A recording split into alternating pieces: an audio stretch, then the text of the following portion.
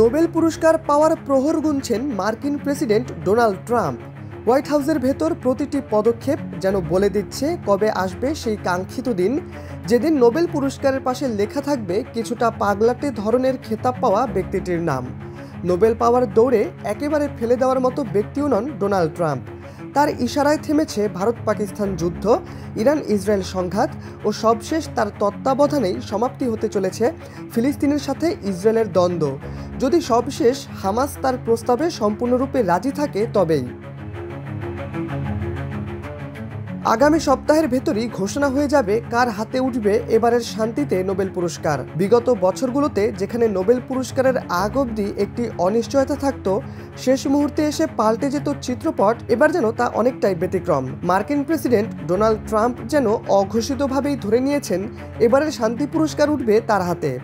পেছনে রয়েছে বিশ্ব নেতাদের জোরালো সমর্থন। তাছাড়া গাজা ইস্যুতে এখন উত্তাল পুরো পৃথিবী। এমন সময় ট্রাম্প যদি হামাসকে বুঝিয়ে পূর্ণরূপে গাজায় যুদ্ধ থামাতে পারেন, তবে তিনি হবেন এবারের শান্তিতে পুরস্কার পাওয়া ব্যক্তিদের মধ্যে অগ্রগামী, এমনটাই মনে করছেন বিশ্লেষকরা।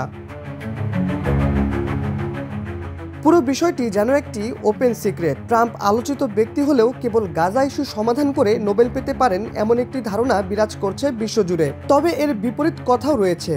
নোবেল পুরস্কার যারা ঘোষণা করেন তাদের কমিটিকেই একসময় কলুষিত করেছিলেন ডোনাল্ড ট্রাম্প। এছাড়া এই কমিটি কখনোই বাহিরের চাপ নিয়ে কাজ করেছে এমন নজির নেই। বেশ কিছু বিশ্লেষকের মতামত হলো, যদি ট্রাম্প যুদ্ধ থামানোর পরও নোবেল কমিটি বহিরাগত চাপের বিষয়টি মাথায় রাখে, আর তেমন কিছু হলে ট্রাম্পের পুরো মিশন ভেস্তে যেতে পারে। Loads of nominations, we sift through them, assess their validity, present a long list of nominations, all the valid nominations to the Nobel Committee. Extreme মশার কয়েল প্ল্যান্ট ফাইবার দিয়ে তৈরি, ডেঙ্গু, চিকুনগুনিয়া বাহি সহ যে কোনো মশার বিরুদ্ধে দেয় এক্সট্রিম সুরক্ষা। এদিকে বেশ কয়েকটি বিশ্লেষণ বলছে, এবার শান্তিতে নোবেল পুরস্কার পাওয়া দৌড়ে এগিয়ে থাকতে পারে কোনো মানবিক সংস্থা, কোনো ব্যক্তি নয়। সে হিসেব করলে এবার সুমুদ ফ্লোটিলা ছাড়াও আরও কয়েকটি মানবিক সংস্থা এগিয়ে থাকতে পারে শান্তিতে নোবেল পাওয়ার ক্ষেত্রে। তবে চূড়ান্ত ফল পেতে ধৈর্য ধরতে হবে আগামী সপ্তাহ অবধি। যদি মার্কিন প্রেসিডেন্ট এবার নোবেল পুরস্কারে ভূষিত না হন, তবে তার সাথে বিশ্ব মানবিক সংস্থাগুলোর একটি মুখোমুখি অবস্থান তৈরি হওয়ার সম্ভাবনা রয়েছে। তবে সবশেষ খবর হলো, একদিকে ট্রাম্প যেমন চাইছেন মনে প্রাণে নোবেল পুরস্কার জিততে, অন্যদিকে মানবিক সংস্থাগুলো এগিয়ে আছে। তবে বিশ্লেষকদের একটি জোরালো মতামত হলো, বিগত বেশ কয়েক বছর ধরে গাজা ইস্যুতে পুরো পৃথিবীর হৃদয়ে এক ক্ষত সৃষ্টি হয়েছে। বিশ্বে শুধু মুসলিম দেশগুলোই নয়, অমুসলিম দেশগুলোর এখন দাবি হলো গাজা উপত্যকায় শান্তি প্রতিষ্ঠিত হওয়া।